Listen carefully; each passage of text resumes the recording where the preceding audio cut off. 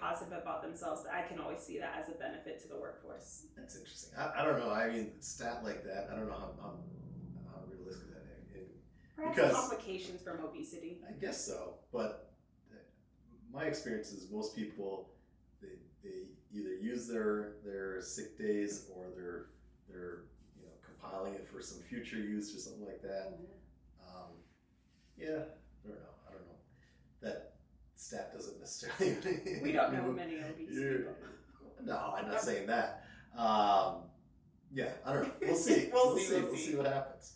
All right. Well, that was an interesting one.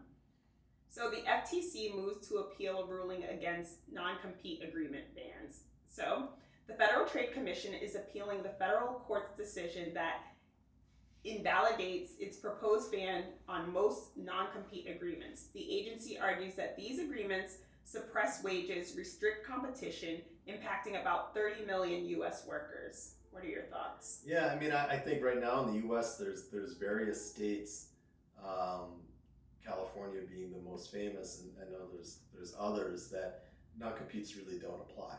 And so I'm kind of that same idea. Like, I think that businesses should compete on their own based on the merits of their job. I think that in most cases, I think that maybe if you're some senior person or if you're in some specific role in the company, that you might have some intellectual property knowledge or something like that. Like, okay, I think possibly there's some situations there, but I think 90% of the time that's not the case. Maybe it's more than that.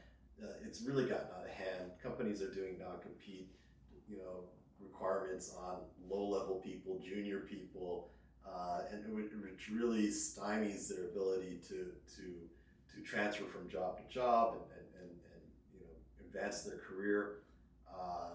I think that this is one thing that's kind of grown out of control, and I'm happy that the government is doing something to minimize it. If I remember correct from the rule that they were proposing, there were going to be some carve-outs for specific positions, higher level people, and something like that, which makes sense. And I think that's really where it should apply.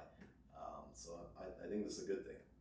Yeah, and Judge Ada E. Brown ruled that the FTC lacked authority to implement such a sweeping ban, favoring plaintiffs, including Ryan LLC and various business organizations.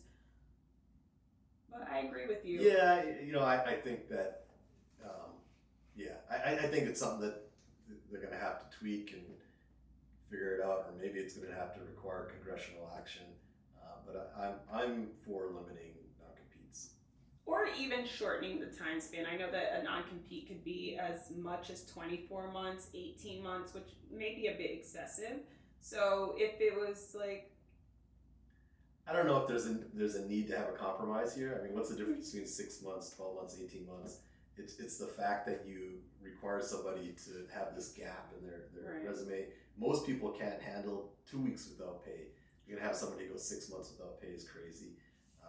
So I don't think there's a need for a compromise here. The compromise to me is like, once you're to a certain senior level position, or maybe in some sort of development or IP level position, okay, that maybe makes sense. But when you have junior people, hourly people, people that are in no area of expertise or anything, it to me is crazy, and it's not good for workers for sure.